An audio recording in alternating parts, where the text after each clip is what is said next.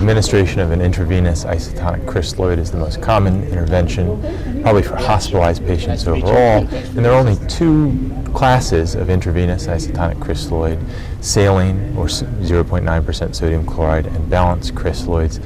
And which of those compositions is better for patient outcomes has been unknown.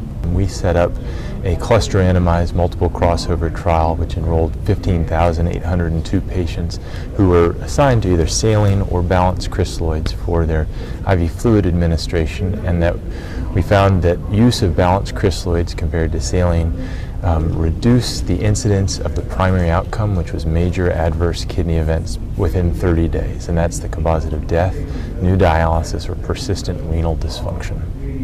And you looked at this both in ICU and non-ICU patients that just went to the regular hospital floor. Yeah, that trial that I described, the SMART trial, was accompanied by a companion trial, the SALT-ED trial, that looked at the same intervention of balanced crystalloids versus saline among patients treated with fluid in the emergency department but then admitted to the hospital ward. And those findings confirmed the findings of the SMART trial, namely that patients treated with intravenous crystalloid in the ED and admitted to the hospital ward, among those patients there was a lower incidence of death, dialysis, or persistent renal dysfunction with use of balanced crystalloids rather than saline. Yeah. The difference between groups we found in the SMART trial was a 1.1% absolute reduction in death, dialysis, and new renal replacement therapy with use of balanced crystalloids. In the SALT-ED trial, it was a 0.9% absolute risk reduction.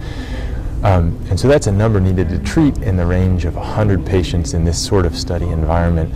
But there are 5 million critically ill adults treated in the ICUs in the United States alone each year.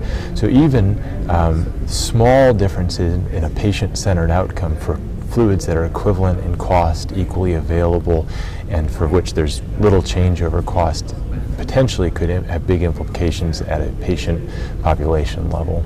Because these are already fluids that are routinely used in the care of acutely ill patients, they're immediately available in a diverse array of settings, and they're similar in cost. Any difference in patient outcomes should be enough to prompt a consideration and change in practice. And for us locally, where these studies were conducted, we've changed our practice and are transitioning from using primarily saline, which had been the historical precedent, at least in some settings, to focusing on balanced crystalloids primarily.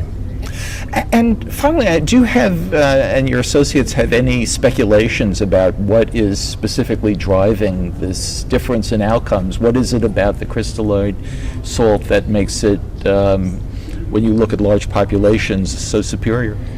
Yeah, so the preliminary works, some very nice basic science and observational data, has led to the idea that the difference in chloride composition between the fluids, so saline has 150 millimoles of chloride, which is 50% greater than plasma. Balanced crystalloids are designed to have a chloride concentration similar to plasma. That may have effects for inflammation, for blood pressure, for acute kidney injury, renal vasoconstriction. All of those have been hypothesized to be potential mechanisms by which the choice of crystalloid could affect patient outcomes.